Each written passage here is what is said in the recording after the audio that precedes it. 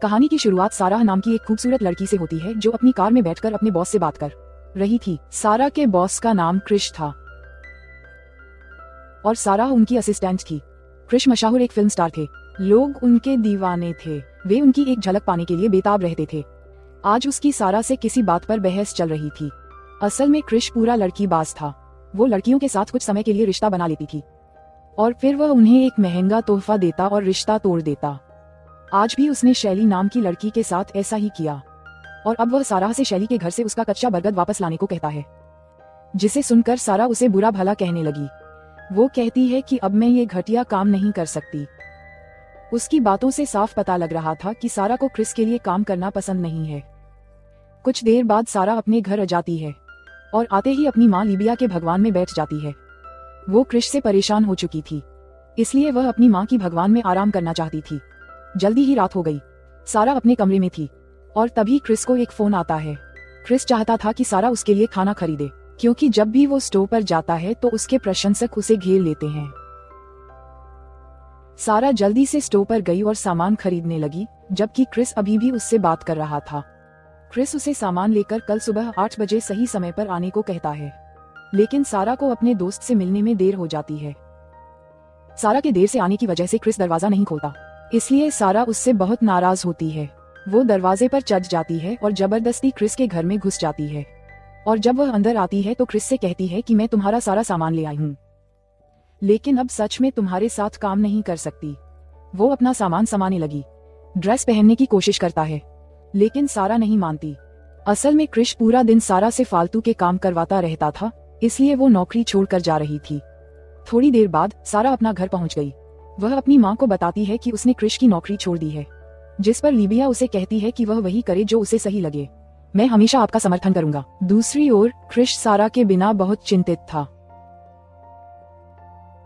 क्योंकि वह सारा से ही सब कुछ करवाने का आदी था। सारा के जाने के बाद उसे एहसास हुआ कि उसने सारा को कितना परेशान किया था, इसीलिए वह अगले दिन सारा के घर गया। लिबिया संगीत सुनते हुए घर की सफाई कर रही थी। घंटी बजने पर भी जब दरवाजा नहीं खुला तो क्रिश स्वयं अंदर आ गया। लिबिया को लगा कि कोई चोर दरवाजे से घर में घुस आया है। वह चोर को पीटने के लिए तैयार हो जाती है, लेकिन जैसे ही वह क्रिश को देखती है उसे गुस्सा आ जाता है, क्योंकि वह चोर नहीं है, बल्कि वह उसकी बेटी सारा का बॉस था जो उससे मिलने आई थी। जब क्रिस पूछता है तो लिबिया उसे बताती है कि सारा इस समय घर पर नहीं है। क्रिस को सारा के साथ कुछ महत्वपूर्ण काम करना था, इसलिए उसने उसका इंतजार करने का फैसला किया। लिबिया क्रिस को बैठा देती है।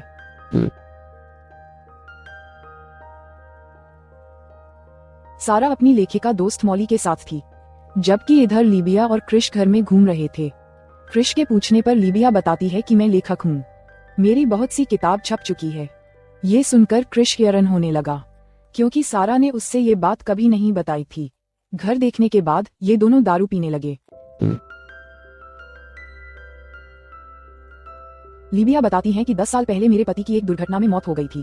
तब से मैंने किसी को भी अपने करीब नहीं आने दिया। मैं तो किस करना भी भूल गई हूँ। दोनों ने कुछ ज्यादा ही दारू पी ली थी, इसलिए वो दोनों एक दूसरे के करीब आने लगे और क्रिश ने उसे चूमना सिखाया। आज 10 साल बाद पहली बार किसी ने लिबिया को चूमा था, इसलिए उसकी गुफान में तूफान मचाने लगा और वो क्रिश पर टूटती है। वो हमसे अपने कमरे में लाकर पहले अपने कपड़े उतारती है और फिर वह उसकी शर्ट फाड़ देती है। उन्होंने अभी शुरुआत ही की थी, तभी पूरा घर वापस आ जाता है। वह अपने मुंह में अंगूर डालती है और लिबिया को अपने कमरे में बुलाती है। जैसे ही वह दरवाजा खोलती है तो अपनी माँ को घोड़े पर सवार देखकर जोर से चिल्लाती है।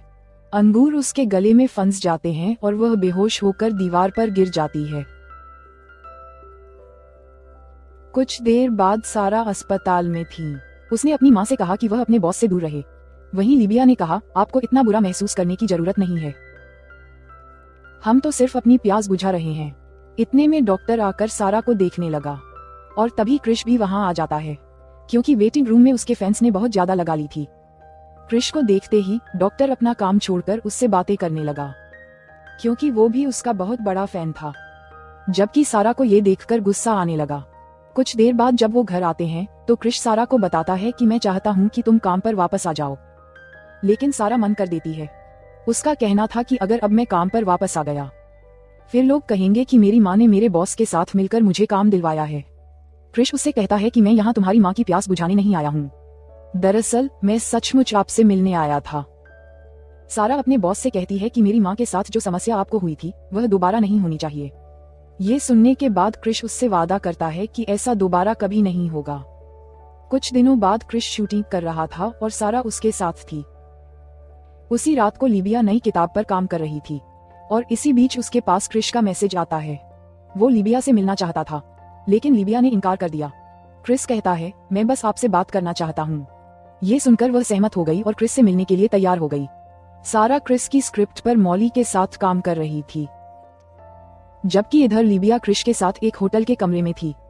दोनों एक दूसरे से वादा करते हैं कि उस दिन जो हुआ वो दोबारा नहीं होगा। दोनों अपनी अपनी गर्मी को भी शांत रखने का वादा करते हैं। खाना खाने के बाद ये लोग दारू पीने लगते हैं और दारू पीते पीते दोनों के बदन में आग लगने लगी, जिसके बाद दोनों अपना वादा भूलकर फिर से शुरू हो जाते हैं। देखते ही देखते क्रिस ने लिबिया की गुफा में धमाका करने की शुरुआत कर दी। देर रात को जब लिबिया अपने घर वापस आती है तो उसे सारा मिलती है। उसके पूछने पर लिबिया बताती है कि मैं क्रिस के साथ खाना खाने गया था। सारा कहती है कि मैंने सिर्फ खाया या कुछ और किया। ये सुनकर लिबिया उसे समझाने लगी कि क्रिस एक अच्छा इंसान है, आप उसे गलत समझ रहे हैं। ये कहकर वह अपने कमरे में आए और अपनी सास को बुलाकर क्रिस के बारे में बताने लगी। वो उसे सारा के बारे में भी बताती है कि वो क्रिस को पसंद नहीं करती क्योंकि वो उसका बॉस है। लिबिया की सास उसे समझाती है कि अगर तुम्हें क्रिस पसंद है तो तुम्हें किसी की सुनने की जरूरत नहीं है। अपनी सास से बात करके लिबिया को काफी अच्छा लग रहा था और उसने क्रिस के साथ आगे बढ़ने का फैसला भी कर लिया था। दोनों एक दूसरे से प्यार करने लगे थे। दोनों पूरा दिन साथ में बिताते। वो एक दूसरे के साथ खूब मस्ती करते और मौका मिलने पर अपनी गर्मी भी शांत कर लेते। दोनों एक दूसरे के साथ काफी खुश थे, जबकि सारा को अभी अपना बॉस पसंद नहीं था। इसी बीच एक शाम सारा को पता चलता है कि लिबिया क्रिश के लिए स्क्रिप्ट लिख रही है। ये देखकर उसे अपनी माँ पर बेहद गुस्सा आने लगा, क्योंकि लिबिया ने उसे इस बारे में कुछ नहीं बताया था। वहाँ लिबिया क्रिश के साथ एक पार्टी में आई थी। सारा भी तैयार होकर पार्टी में पहुंच गई और लिबिया से बहस करने लगी। लिबिया ने उसे समझाने की कोशिश की, लेकिन सारा का गुस्सा 7वें आसमान पर था। वह लिबिया के बारे में कुछ भी सुनना नहीं चाहती थी।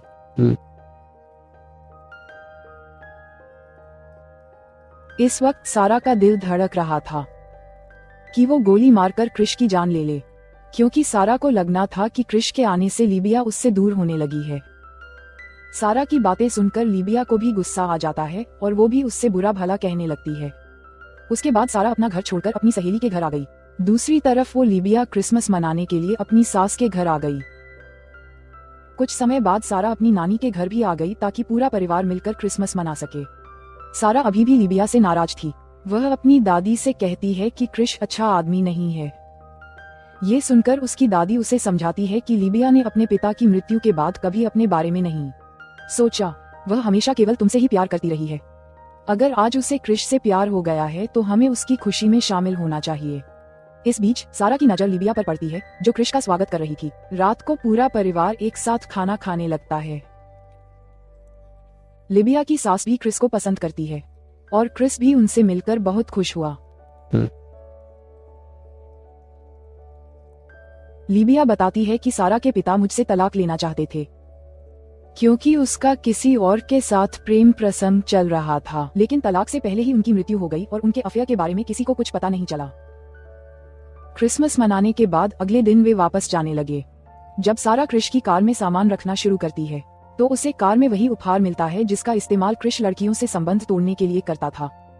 सारा समझ गई कि अब वह अपनी माँ से नाता तोड़ने जा रहा है। पहले तो सारा कुछ नहीं कहती, लेकिन जब वे सभी लोग घर वापस आते हैं तो सारा उन्हें नहीं छोड़ती और वह लिबिया को डर दिखाती है और उसे बताती है कि जब भी क्रिश रिश्ता तोड़ता है तो वह लड़की को भी यही डर देता है और अब वह आपके साथ भी ऐसा ही करने जा रहा है। लिबिया सारा की बातों पर विश्वास करती है और वह क्रिश को अपने घर से चले जाने को कहती है। कुछ दिनों बाद नया साल आ गया, लेकिन कोई भी खुश नहीं था। इस बीच सारा क्रिश से मिलने उसके घर आती है। इधर क्रिश उसे बताता है कि वह उससे संबंध तोड़ना नहीं चाहता था। मैं उसे बहुत प्यार करता हूँ। शैली ने वह उपहार वापस कर दिया था और मैं उसे कार से बाहर ले जाना भूल गया। सारा को भी समझ आ गया कि क्रिश एक अच्छा इंसान है और वो अपनी माँ से बहुत प्यार करता है, इसलिए वो उसे खुश करने के लिए एक स्टोव पर ले जाती है। दूसरी तरफ सारा की दादी लीबिया को स्टोव पर ले जाती है। जैसे ही लीबिया अंदर आती है वो क्रिश को देखती है और दोनों एक दूसरे को देखकर हैरान होने लगते हैं ताकि वो लीबिया और क्रिश को एक कर सके।